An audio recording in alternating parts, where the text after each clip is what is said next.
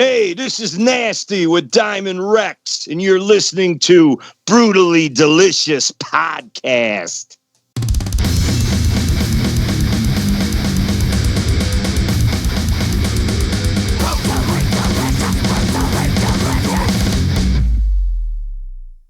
Hey, you're listening to the Brutally Delicious Podcast.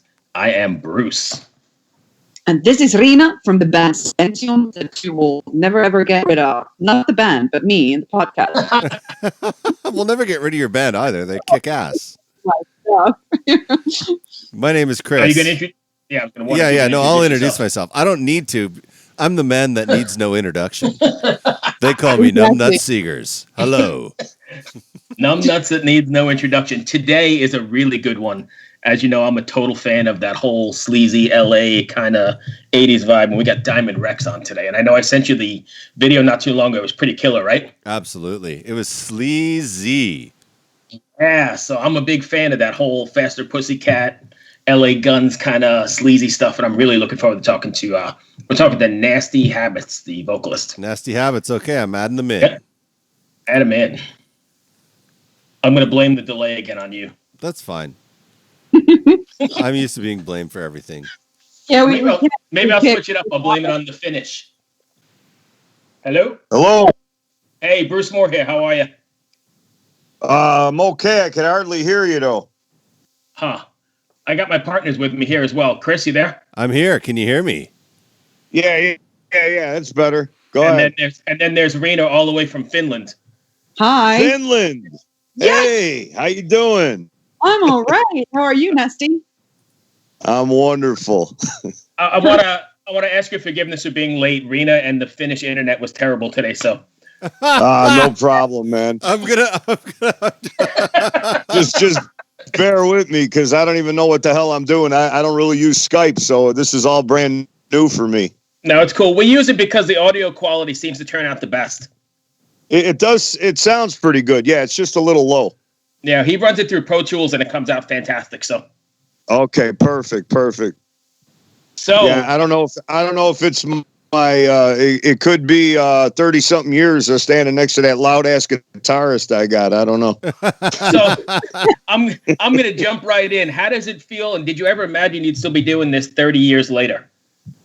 You know, man, I didn't think I'd be doing it 5 years later from when we started. I mean, we were all on the highway to hell, and I don't know how we're still going, but you know, we're here. So what the hell? So I think myself more than my partners here. I grew up on this kind of, I guess, sleazy sort of glammy sort of metal, and absolutely love it. Been a fan forever, so this is kind of cool. How do you think the market for this? You think it's still kind of there, or is it more moved on? You know, it's really hard to say. What I'm noticing just from the internet and stuff, it seems like Colombia and different areas, different like kind of parts of the world, it seems to be like really strong. You know, I click on certain friends through the Facebook and stuff, and it's almost like I jumped into a time warp. You know.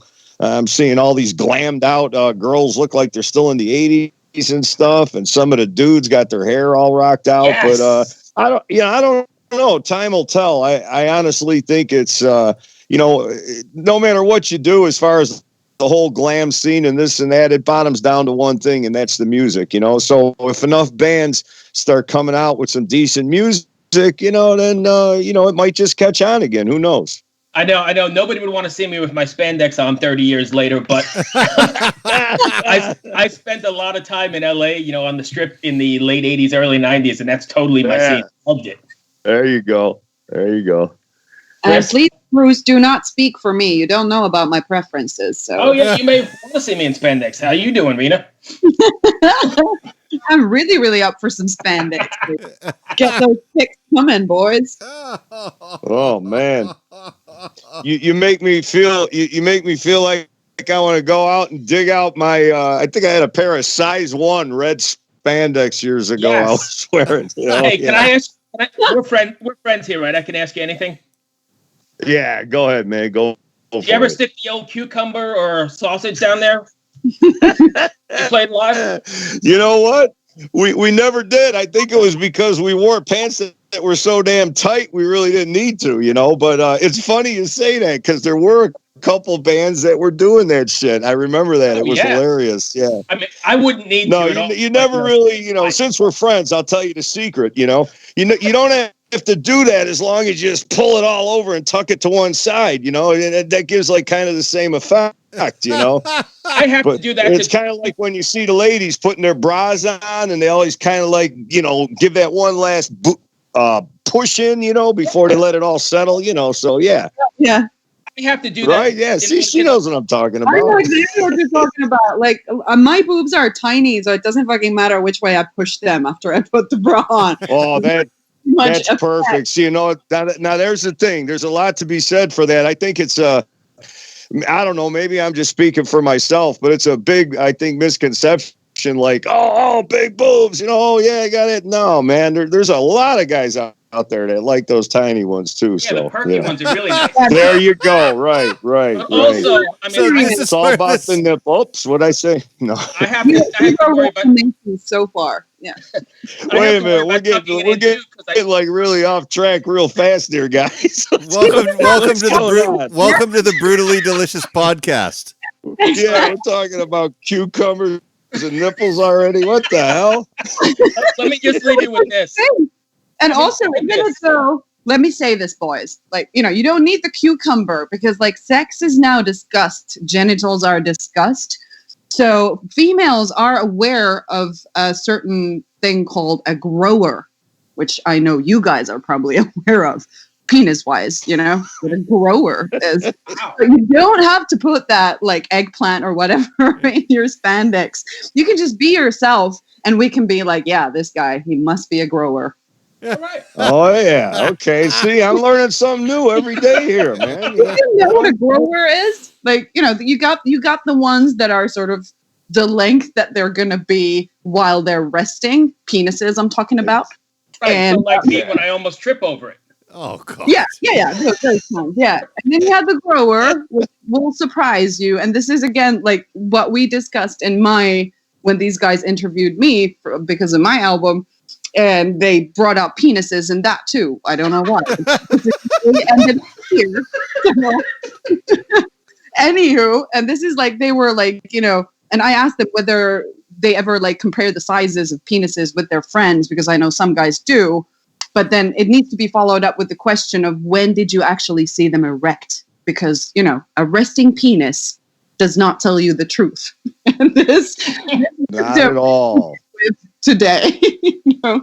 So let me give you one last thing before we start talking about the band, because I know that's why we're here. Riina actually gave me after that conversation, Riina gave me the nickname Soda Can.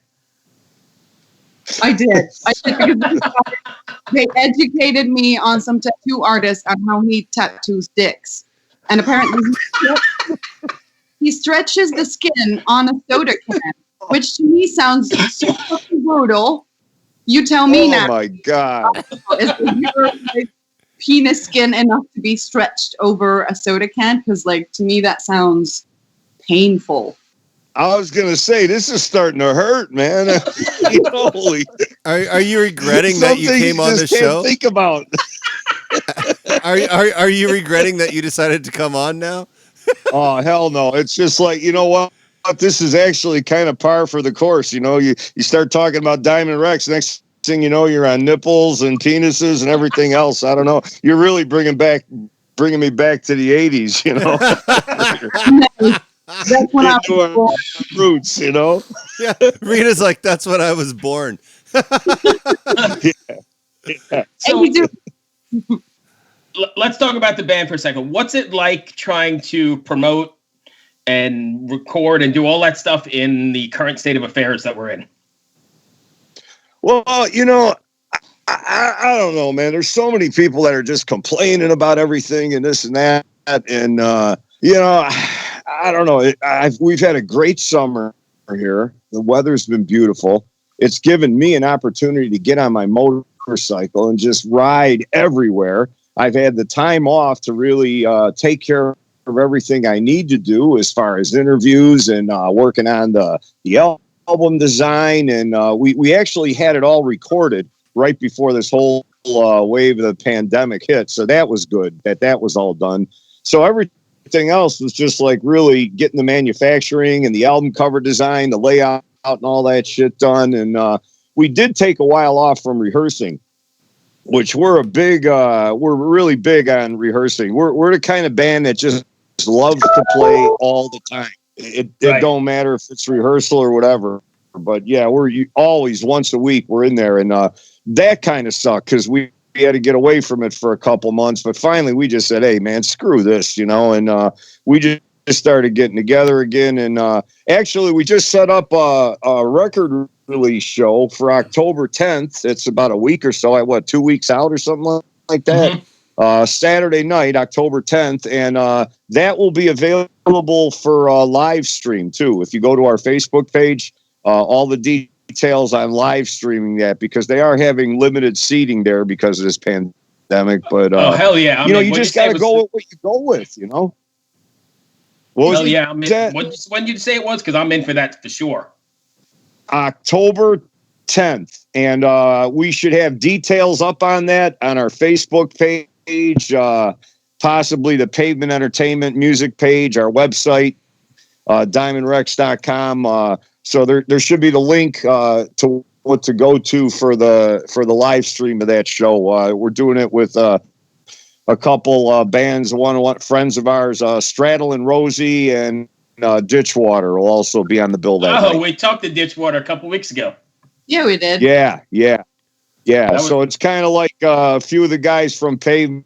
They're kind of keen at the Mob Rules show. So you just got to do what you could do, man. You just got to keep having fun. You got to keep living your life. You got to be safe, not stupid, but I don't know, man. You just got to make the best of it. And that's what we've been doing, man. We've just been making the best of it. Like, for a minute we talked about holding off on the release. We said, man, it's been so many years since we released a full-length album. We got to get this shit out, So I don't know. Yeah. Life moves forward, It does. Is this going to be your first streaming show? Actually, yeah. It's going to be the first time we've done it. So I'm, kind of getting a little excited about it. Nice. Have you been watching any stream shows? Yes, I have. And you know what? when there's nothing going down around here in Chicago, there's a few places, especially in the suburbs, that are just starting to open up again. So a lot of them have limited seating and stuff like that. So I actually was able to get out and see a couple bands lately. But while it was totally locked down, I did check out a few streaming things. Yeah. Nice. Any good one? What was it like making the record? So you did it before COVID, and yes. And so what was that like? Who did you work with? How did you record it? What was the process like? Well, I'll tell you what, the process started a while back when we really decided to really work on getting these songs tight. We took almost a solid year of fine-tuning the stuff we had and really getting it the way we wanted it, making little minor adjustments to different songs, this and that. And it started out, we were going to do a demo, and we're trying to pick 4 songs for a freaking demo. And we just had too much material. And then SS, my guitar player's coming in there every night. Hey, man, check this out, throwing new ones at us. And they were kick ass, And all of a sudden, it just kept growing. And we were like, man, we got to do a full-length thing. And we went with a guy that we had done some recording with a while back. His name is Chuck Masek, Electroworks Studios out in the burbs just outside the city here. And the guy is great, man. He's fantastic. The best thing about Chuck is he just captures your sound. And when we went in there, our whole attitude was like, we just want this to sound like a live album. We just want it to sound live, man. We want the energy there because we're a live band. I mean, what you see is what you get. We don't do a bunch of overdubs and shit like that in the studio. It's just like, bam, one take. What's next? Yeah. So and I think Chuck, he just nailed it, man. He really, I just felt so good about it. He just really captured the energy of it, you know. So yeah, it worked out really well. We're really happy with it. I think there's something to be said for that one and done, get it take kind of thing, because I think it makes it more raw, more organic, and more immediate. Right, exactly. I love that. Yeah, and like I said, and I think on our end as a band, I mean, we busted our ass literally getting this shit ready. I mean, we made sure that we just beat this stuff to death before we got in there. So it was like, you know, just bam, you know, just do it. So by the time we went in there to record, we were like ready to explode. That's awesome. Yeah, getting back to those growers. Jesus. Yes. Yay, growers. That would be an amazing name for, like, I don't know, like a American football team or something. Yeah. Give me a G, give me an R. Okay. Yeah. Riina? God. Yeah, I got a question. You were like really happy to hear that I was from Finland. So do you have like a connection to Finland? Well, you know what it is? It's my bass player, Andre. I think I think he is. I think he's Swedish or from Finland or something. Not from there, but his roots go back there. You know. Okay. And I know he visits out there. He tries to go out there, and he has a little lady out there that he visits. So yeah, when you said that, I just got excited. I just a couple years ago, I actually took a trip out to Latvia. So, you know, it's nice to kind of travel around and see things, you know, and stuff. So definitely another thing COVID stole from us. Yes. But yeah, so you've never been to Finland personally. No, I haven't. Why? Are you inviting me? Yeah. I gotta let's see which one you are. Yeah. Oh my God. This went down the tubes quickly. Sorry about that. Yeah, I know, right? Well, it is who we are. Yeah, you know, we always try and make it not your normal interview and try and be outside the box Or inside the box. I was going to say, it sounds like we're trying to get in the box here, man. I don't know. As long as there's genitals in the box, we're good. Jesus. Oh, man. You know, do you guys play instruments? Because I think I'm finding like the next lineup here of my next band. You know, I don't know. It's Kris plays all the kind skin of coming together. I don't know. I'm plays man. the skin. And I'm good with background vocals as well if you want to take the front stage, but you know. Really? Now, see, that's something interesting is this was like probably our first album that I actually hired a friend of mine, Rachel Quinn. She used to front a local band out here called Shocker. And I had her do a bunch of backups on this thing. But again, we're a raw kind of like it was really funny because on the ballad, she laid this really nice harmony down, and you know, but I had to literally almost bury it in the mix, so it's there, but it's hardly there because I didn't want to like take away from the raw edge of our music. But I'll tell you what, she did a lot of stuff on this one, and it's in there so subtle, but it's there.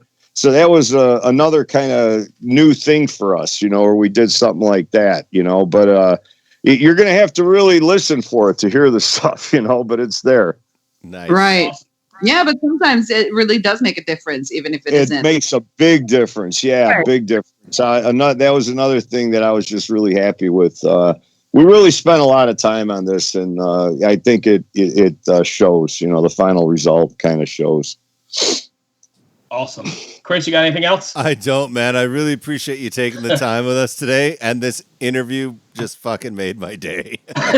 All right, man. Well, hey, man, don't go. Just be careful, man. Don't go crushing that Coke can, okay? Because you're going to really be in pain if you do that, you know?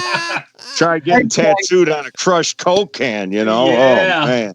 That would be Yeah, cool. but Yeah, I just encourage people to check it out, man. We're on Spotify, iTunes. It's pretty much all over. It's out there. If you could find a record store still, it's out there in record stores. If there's any of them left, But yeah, you could get it pretty much anywhere. Nasty, I want to thank you for taking the time. Hey, thank you, guys. I appreciate it, man. We truly appreciate all your help. And no worries. Things are pretty weird these days, and I love getting a good laugh in now and then. So that's great. Thank you. Hey, you got to laugh, brother. You got to laugh. Yep. Okay, man. All right, man. Be well, my friend. Take care. Okay. All right. Bye. Finland, here I come. And if you do come to Finland, I will buy you a beer. Oh, there you go. I don't drink, so I'd have to bring my bass player with me. He does all the drinking almost for the band, actually. Nice. he's the smallest guy in the band, man, and he drinks like a fish. I think if he ever loses his house, I'm just going to buy him a fish bowl and fill it up with Heinekens. He'll be all right. All right, take care, man. Thanks a lot, well, guys. My friend. Take care. All right. Bye. Bye.